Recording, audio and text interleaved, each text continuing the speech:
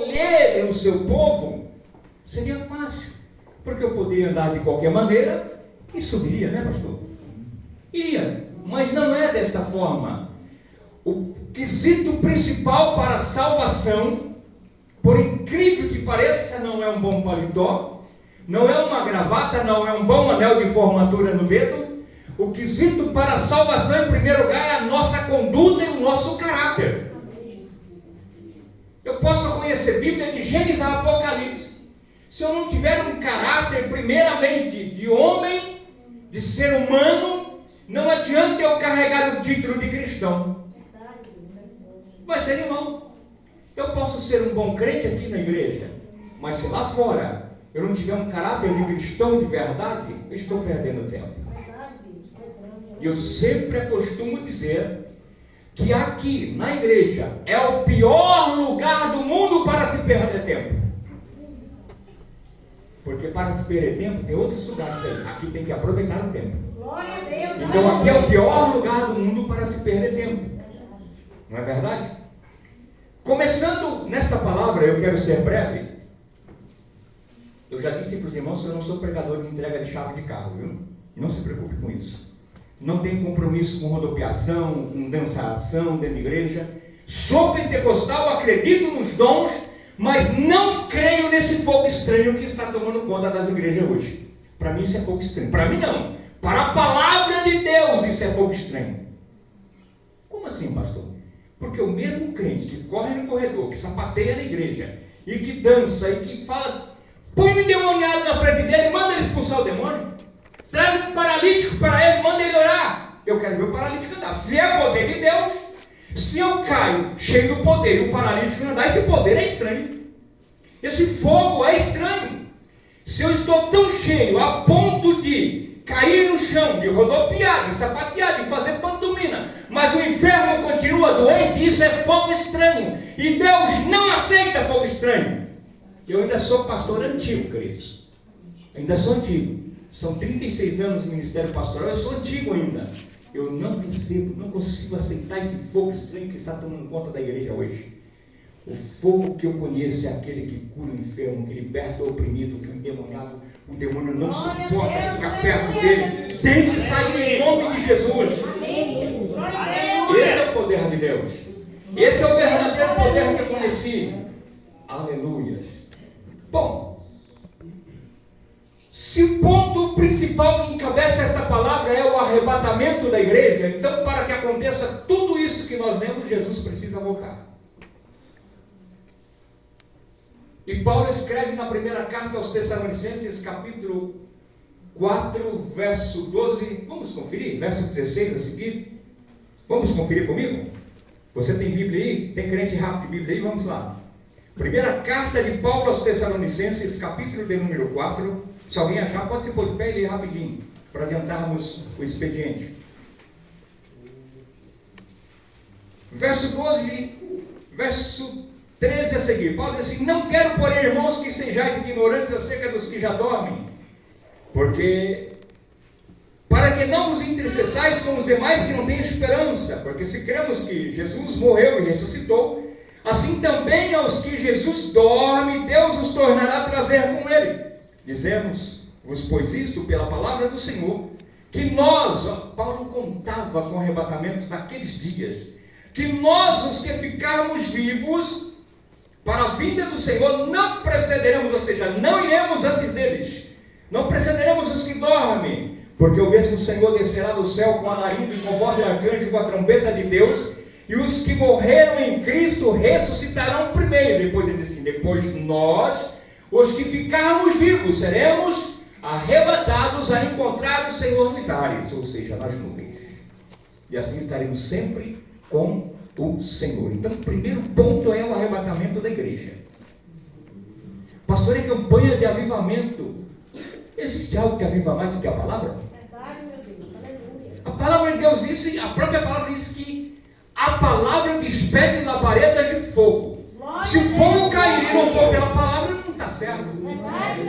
Se você não consegue glorificar no momento da palavra, tem alguma coisa errada. Se você só glorifica, se eu pegar o violão e tocar um corinho de forró aqui, mas não consegue glorificar no momento da palavra, tem alguma coisa errada na sua vida. Tem alguma coisa errada. Aleluia. Se você não consegue glorificar quando a palavra está sendo pregada, não consegue abrir o seu coração para a palavra, eu vou desacreditar do poder que está na sua vida. É verdade, irmãos. Agora observe bem.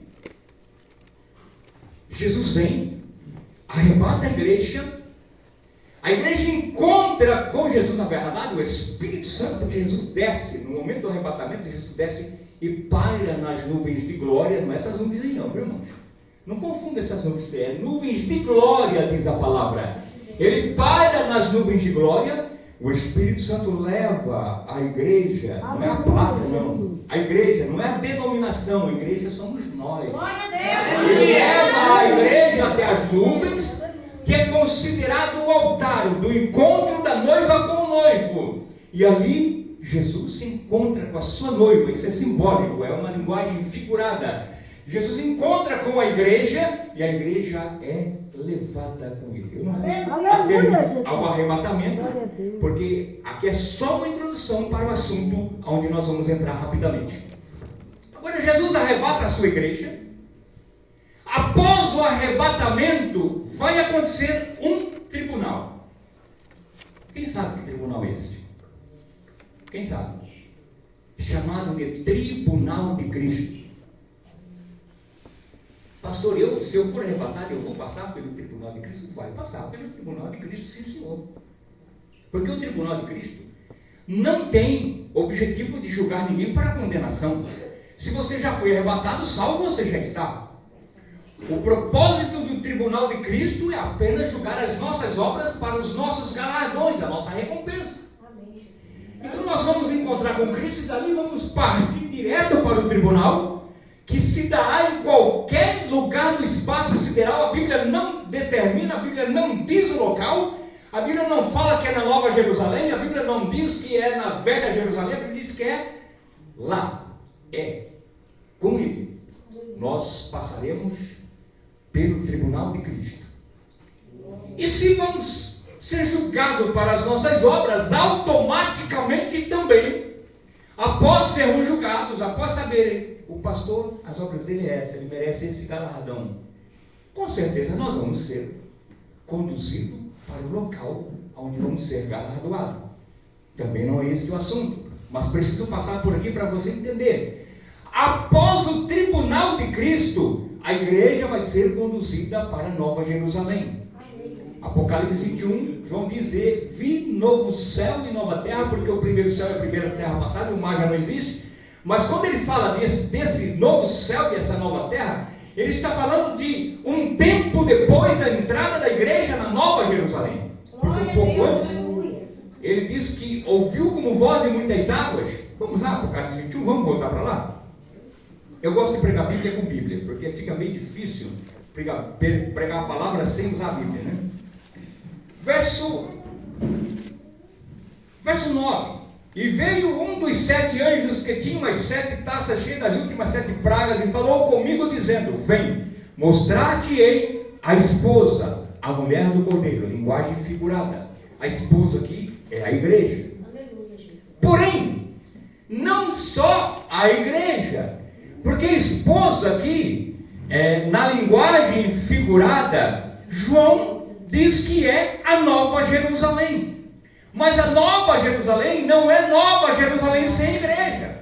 A Nova Jerusalém precisa da igreja, porque a igreja é o adorno principal da nova cidade, da santa cidade de Deus. Então, a igreja precisa entrar aos portais da Nova Jerusalém. Não vou também ater esse assunto, porque está dentro da mensagem do arrebatamento da igreja. Eu preciso chegar no Apocalipse 20, voltando atrás aí um pouquinho. Porém, quando a igreja chegar a Nova Jerusalém, é óbvio que ela vai ser galardoada, ela vai receber as recompensas, mas nós passaremos ali apenas 7 anos lá no céu, a princípio. Presta atenção nessa palavra, a princípio, passaremos apenas 7 anos. Que 7 anos é esse, pastor? É a última semana da 70ª semana de Daniel, capítulo 9. Quem lê Bíblia, quem gosta de Bíblia, sabe do que eu estou falando. Deus dá uma visão para Daniel das 70 semanas. E das 70 semanas, que, redundando em anos literais, que são semanas proféticas, anos literais, são 490 anos que Deus estabelece para a expiação do povo de Israel, não é a igreja não.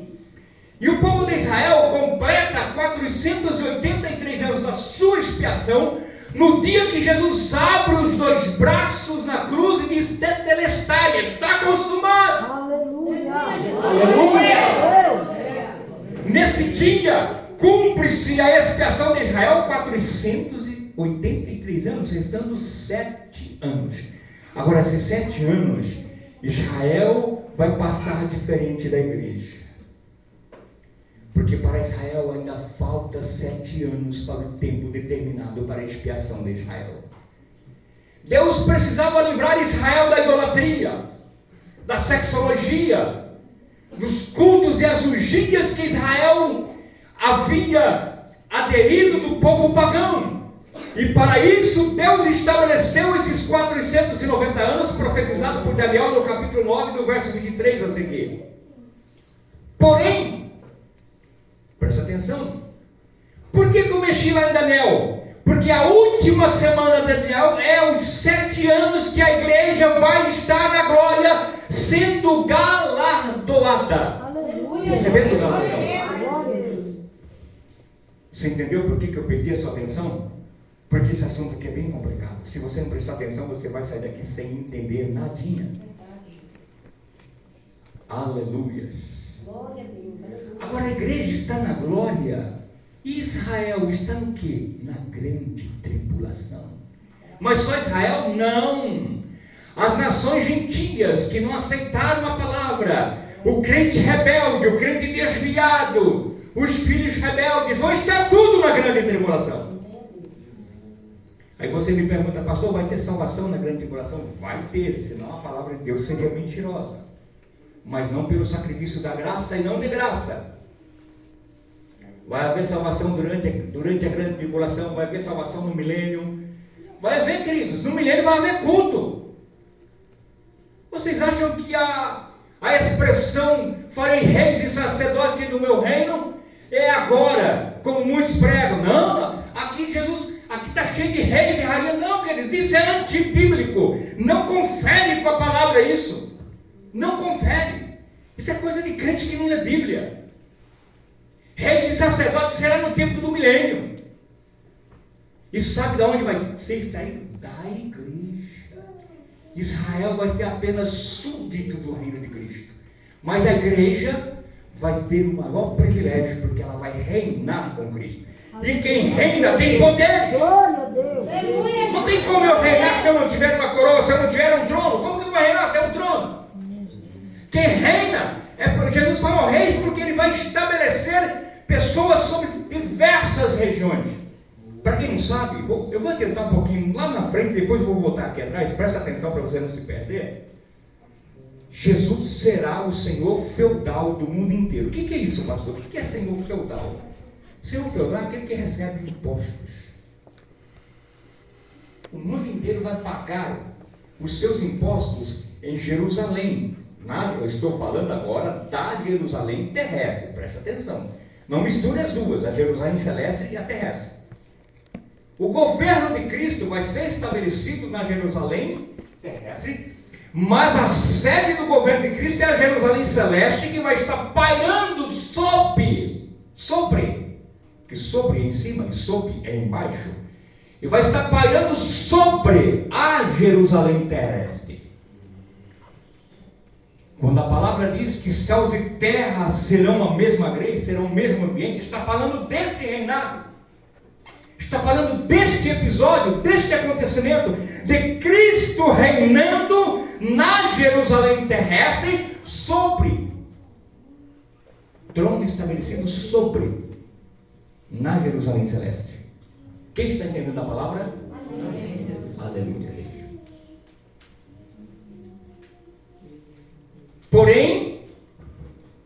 eu quero que você entenda que foi estabelecido o primeiro tribunal. São 3 grandes tribunais após o arrebatamento da igreja. Como também serão 3 grandes guerras. O primeiro tribunal é o tribunal de Cristo.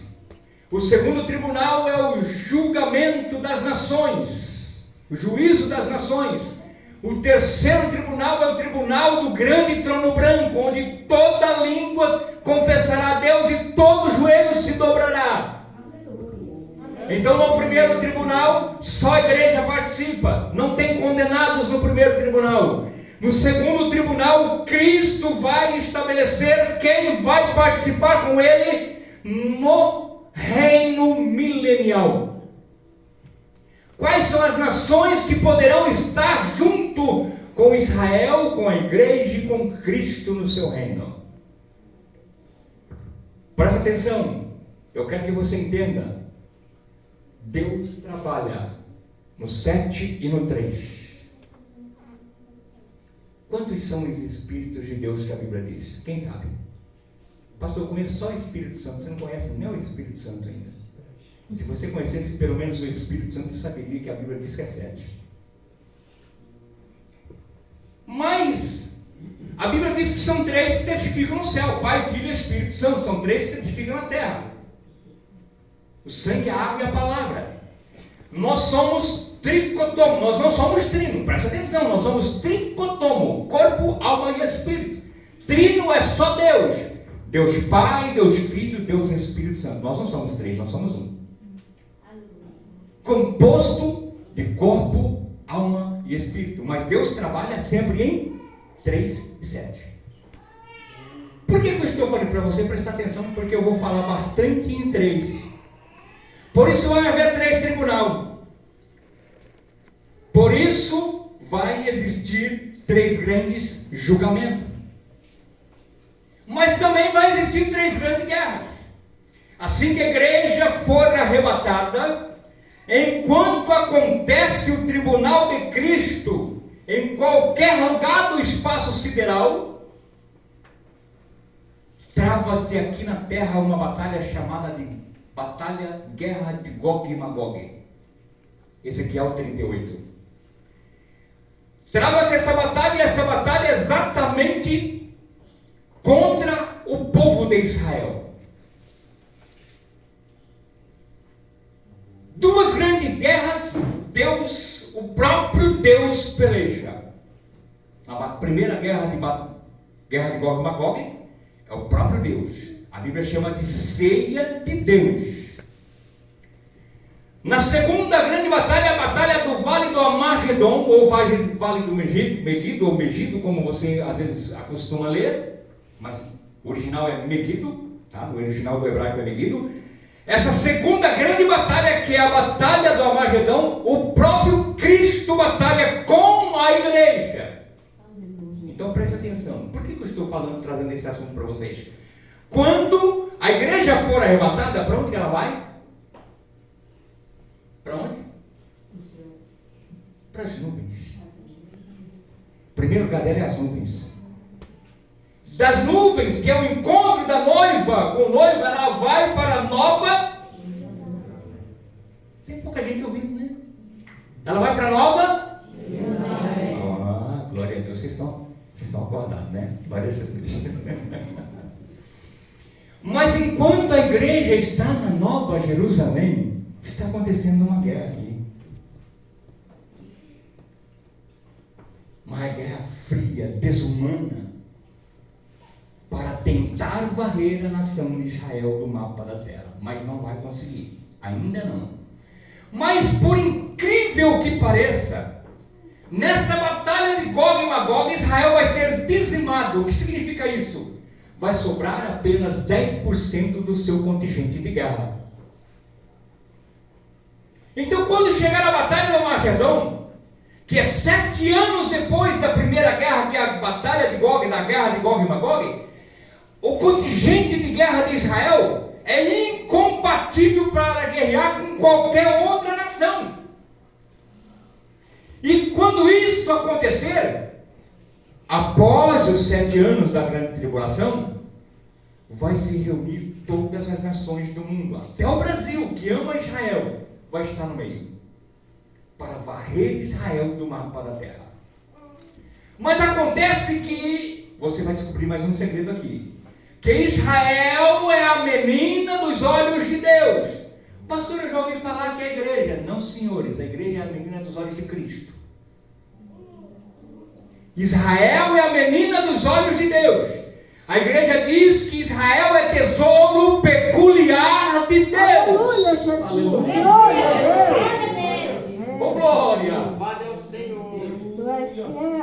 Enquanto a igreja é a menina dos olhos de Cristo e tesouro peculiar de Cristo, Israel é a menina dos olhos de Deus e tesouro peculiar de Deus.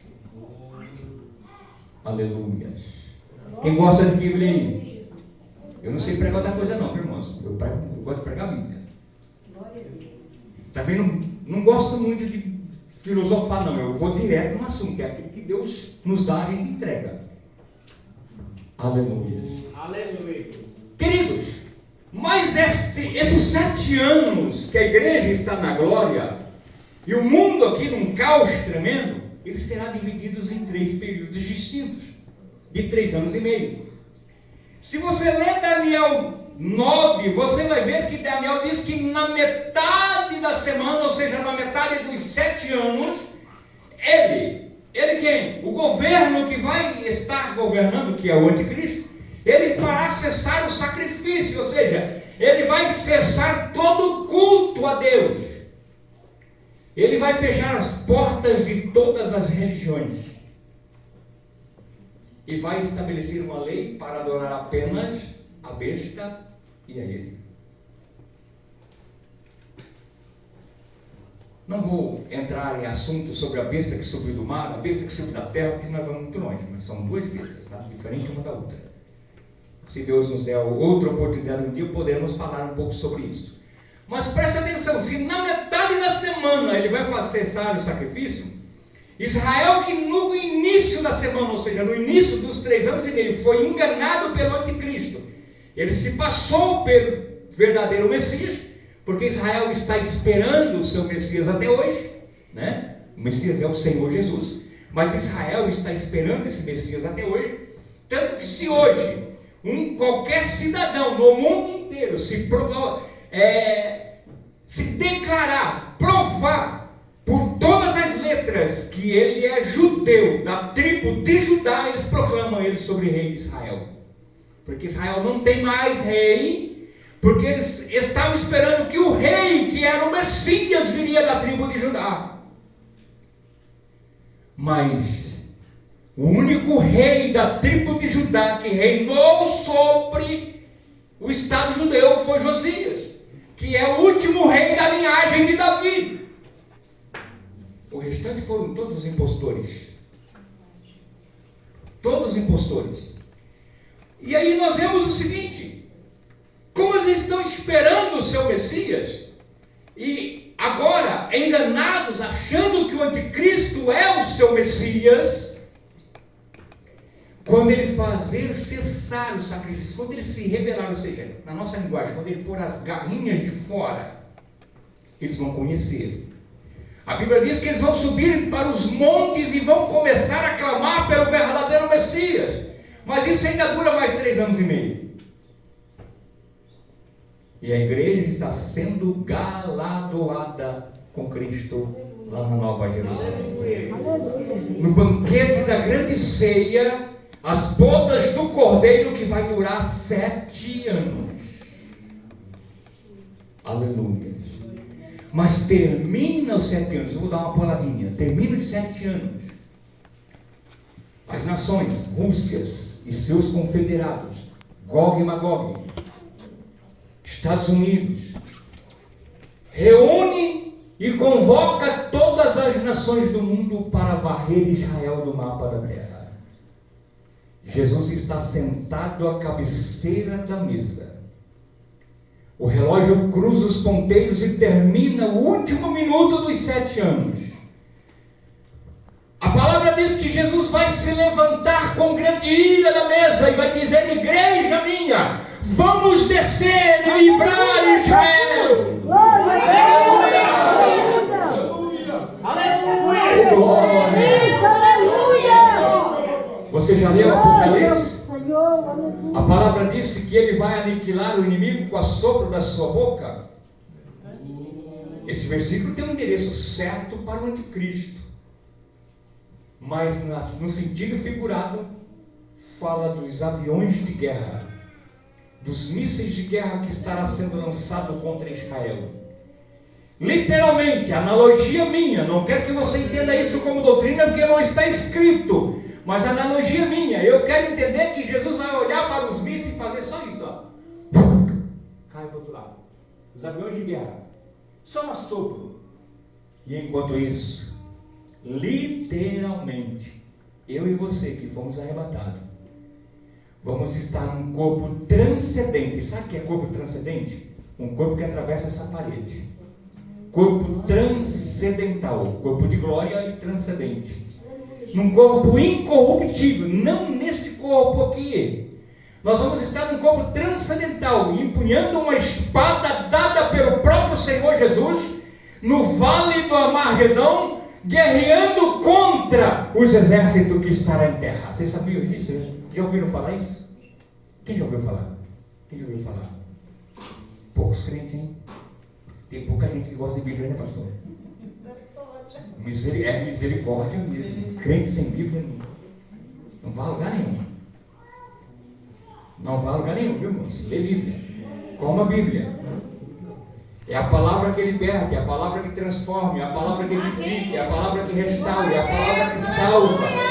Sem a palavra nós não vamos a lugar nenhum. Aleluia! Glória a Deus. Glória a Deus. Agora, Jesus desce com a igreja, batalha contra Satanás, contra as nações, mas tem um segredo. Tem um que precisa ser amarrado. Nós vemos aqui em Apocalipse 20. Alguém leu o verso primeiro para mim aí, do capítulo 20 de Apocalipse? Pode ficar de pé e em voz alta, bem alta mesmo, bem auditiva. E vi descer do céu um anjo que tinha a chave do abismo e uma grande cadeia na sua mão. Amém. Minha versão diz exatamente assim: e vi descer do céu um anjo que tinha uma chave, a chave do abismo e uma grande cadeia. Cadeia é algemas. Uma grande algemas. Cadeia não é o prédio onde coloca o preso. Lá é o sistema penitenciário. A verdadeira, você já está preso a partir do momento que te coloca a cadeia na mão. Entendeu? Você já foi preso a partir do momento que te trancaram as mãos ali. Já está preso. Já está trancado. Você só vai ser levado para o sistema penitenciário depois. E tem o sistema penitenciário de Satanás, do anticristo, do falso profeta, da besta, da antiga serpente, que é o mesmo. É aquele que vive a enganar a humanidade. Então dizer, vi descer do céu um anjo que tinha a chave do quê? O abismo. Então quer dizer que existe um abismo, está na Bíblia. E interessante que tem um anjo que tem essa chave na mão. Vocês têm pelo menos a noção de quem é este anjo? Qual é o nome dele? Nós temos a hierarquia dos anjos: anjo, arcanjo, querubins e serafins. Tem alguém que fala aí que tem terafins. Queridos, terafins é demônios, tá? Não misture as coisas. Terafins são demônios, não são anjos. São anjos diabólicos. Essa quinta colocação aí não é anjos, não, são demônios. Então veja aí, este anjo, na minha analogia, não está escrito na Bíblia, mas eu consigo fazer uma análise aqui e entender que quando Satanás rebelou contra Deus, querendo usurpar o trono de Deus, colocar o trono dele acima do trono de Deus, Deus falou para assim: eu vou mostrar uma surpresa que você não conhece. Porque nos anjos não tinha ninguém maior do que Lúcifer. Tá? Dos anjos não existia ninguém maior do que Lúcifer. Se você lê Ezequiel, se não me foge a memória, capítulo 14, se não estou enganado, a gente não consegue guardar tudo, né? Nossa mente não é computador, né, pastor? A gente não dá conta de guardar tudo, né? Mas se não me foge a memória, Ezequiel 14 fala sobre a estrela caída. Está falando sobre Lúcifer. E presta atenção, o nome dele não é mais Lúcifer. Por que não é mais Lúcifer, pastor? Ah, pastor, eu já expulsei o demônio, ele falou que o nome dele era Lúcifer. Primeiro, você não tem que perguntar o nome do demônio, você tem que mandar cala e sai dele. Primeira coisa. Nós temos que ficar conversando com o capeta e ele perguntando de onde ele veio e para onde ele vai. Né? Mas não é ele próprio que chega de onde tu vens? Para onde tu vai? Não. Mas não tem nada disso. É cala e sai dele. Demônio não tem que falar dentro da igreja, não. E nem na sua casa. Glória a Deus. Na sua casa quem tem que falar é você e Deus, em primeiro lugar. Né? E na igreja é o Senhor. Fala por intermédio da palavra. É óbvio que ele não desce em pessoa aqui para falar, ele fala por intermédio da palavra. Já deixou a sua palavra. Não é verdade? Mas o nome dele é Satanás. Porque Lúcifer, a tradução quer dizer portador de luz. E que luz ele tem hoje? Nenhuma. A Bíblia chama ele de príncipe das trevas. Então o nome dele não é mais Lúcifer. O nome dele era Lúcifer quando ele estava lá, no seu jardim. E a Bíblia diz que ele foi a criatura mais linda, mais gloriosa que Deus criou. E colocou para maestrar o coro celestial. A Bíblia diz que ele andava no meio das pedras afogueadas. Mas interessante, que quando ele se rebela, Deus fala para ele: você não conhece Miguel. Eu guardei um segredo, você não conhece. Você acha que você é tudo? Espera aí. Gabriel não pode contigo, mas Miguel pode. Tanto que na visão de Daniel, ele viu quem?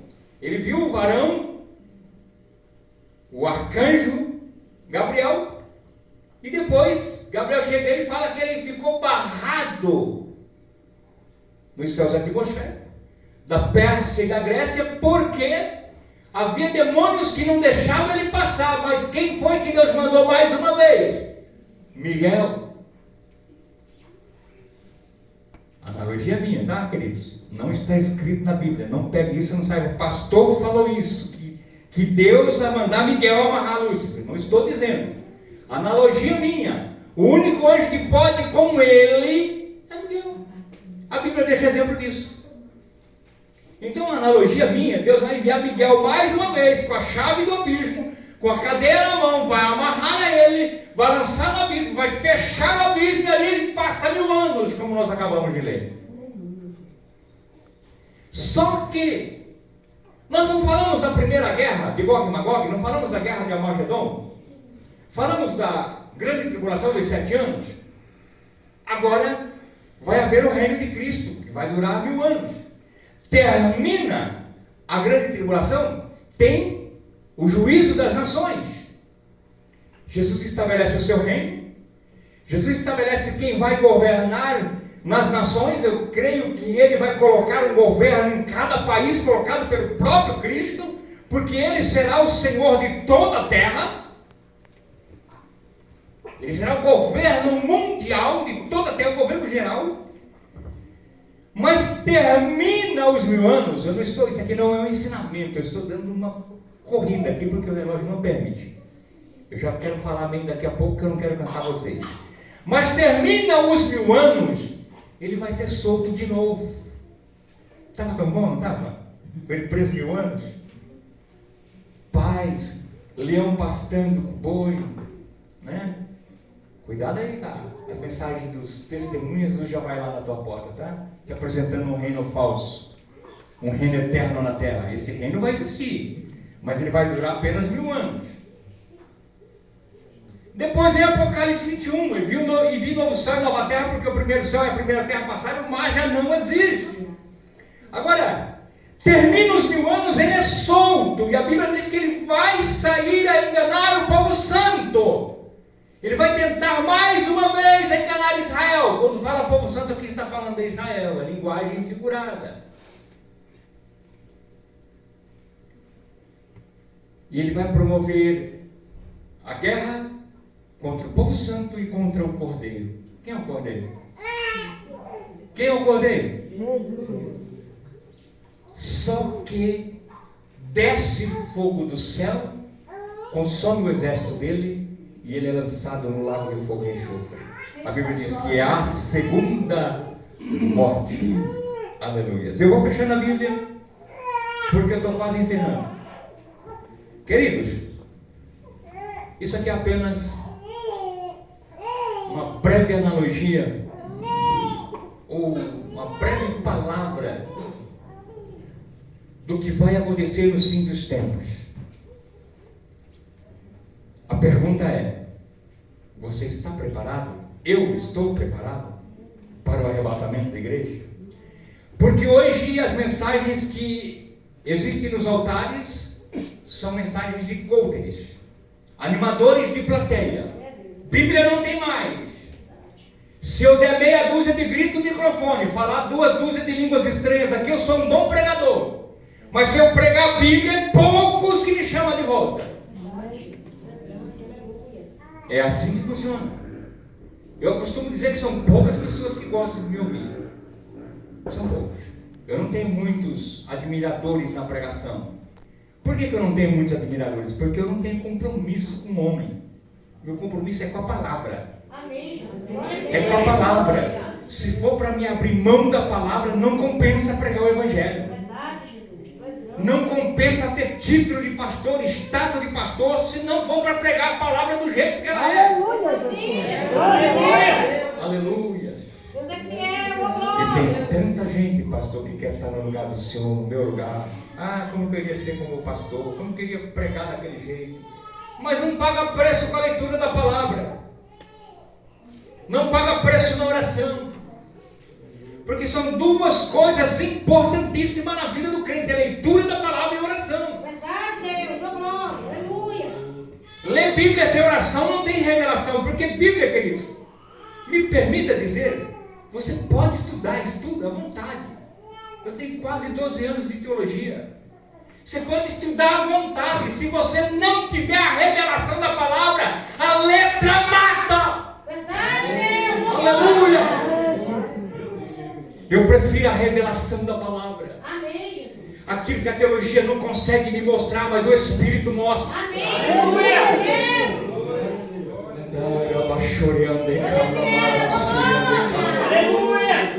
Aleluia. São coisas que a letra não consegue. Se reúne doutores e mais doutores para discutir temas, discutir doutrinas, mas se esquece que a revelação da palavra está debaixo do joelho. Aleluia. A revelação da palavra não está em concílios e convenções. A revelação da palavra não está atrás de um homem que cursou filosofias e letras. Não. A revelação da palavra tem um canal direto com Deus, em linha vertical, não é horizontal.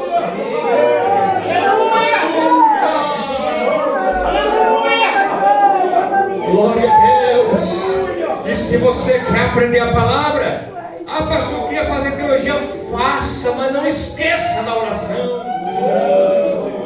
Eu queria tanto cursar, pastor, cursa, mas não deixe a oração.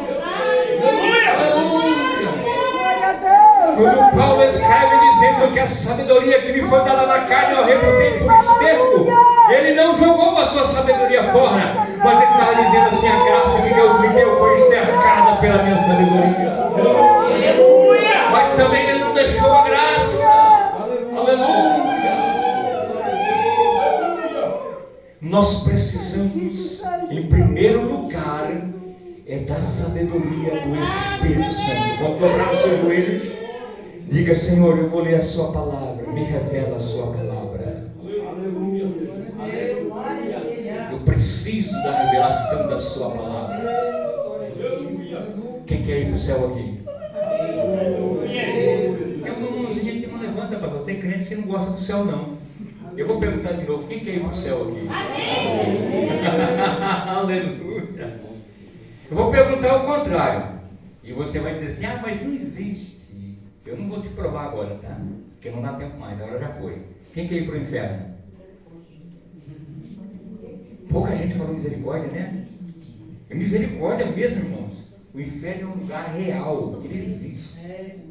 Como o céu é um lugar real e existe. Como que eu faço para ir para o céu, pastor? Obedece a palavra. Aleluia! Quando Deus usa o pastor para corrigir aqui, é porque Ele quer que você dê o próprio. Estou falando Deus, não estou falando pastor, não. Quando Deus usa o pastor para corrigir, é porque Deus quer que você vá para o céu.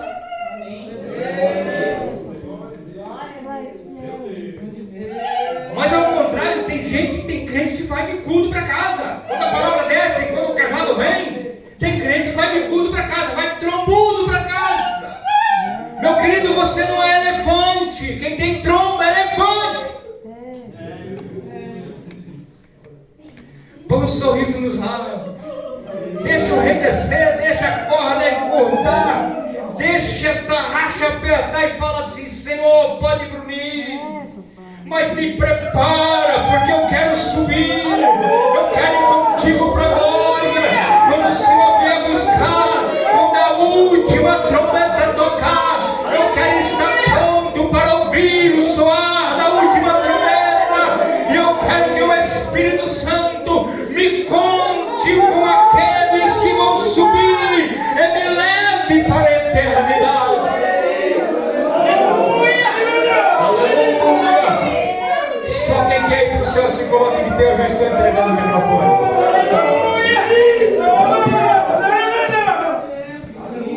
Aleluia. Só quem quer ir para o céu. É culto de avivamento, não é? Eu disse desde o começo que quem aviva é a palavra. Eu não sou promovedor de avivamento. Pastor nenhum consegue promover avivamento. Consegue promover movimento, mas avivamento só a palavra. Só a palavra viva. Avivar significa dar vida outra vez. Se você está morto espiritual, que não consegue sentir a presença de Deus, hoje é noite de avivamento. Eu te convido para levantar do seu lugar e vir à frente se você quer ser avivado.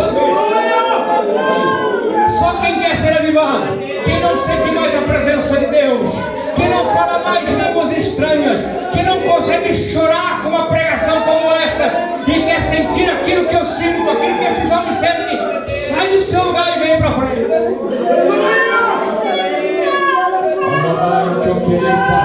Se for as cadeiras, mas venha, pode vir. Rapidamente eu quero entregar o microfone, eu não tenho muito tempo mais. Vem depressa. É noite de avivamento, é noite de mudança espiritual, é noite de despertamento. Deus quer mudar a sua história. Deus quer transformar a sua história nesta noite.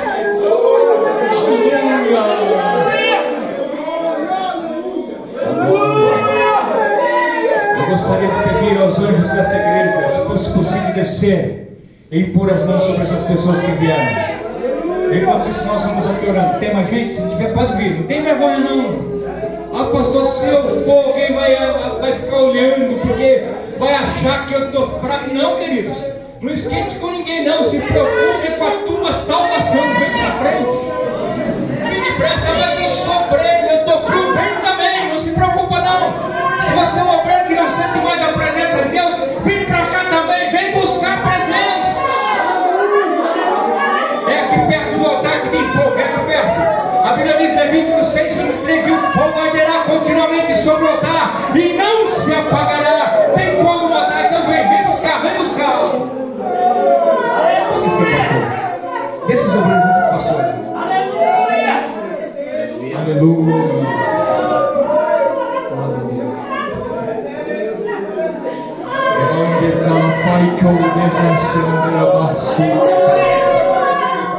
Espírito Santo vai tocando sobre essas vidas agora.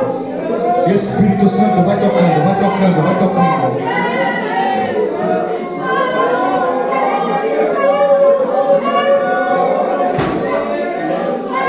Ministra renovo, Senhor. Ministra renovo, meu Deus. Ministra cura agora, Jesus. Ministra libertação. Se tiver alguém em nosso meio oprimido pelo espírito das trevas, eu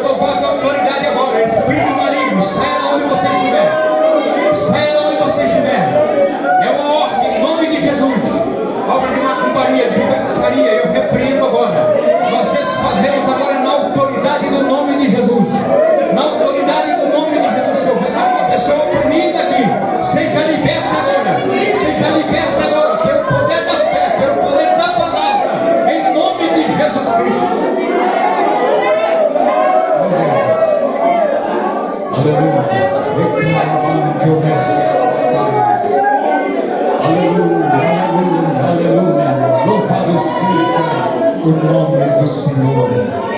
Glória a Deus. Aleluia. O que se pede perdoar é foi em pó.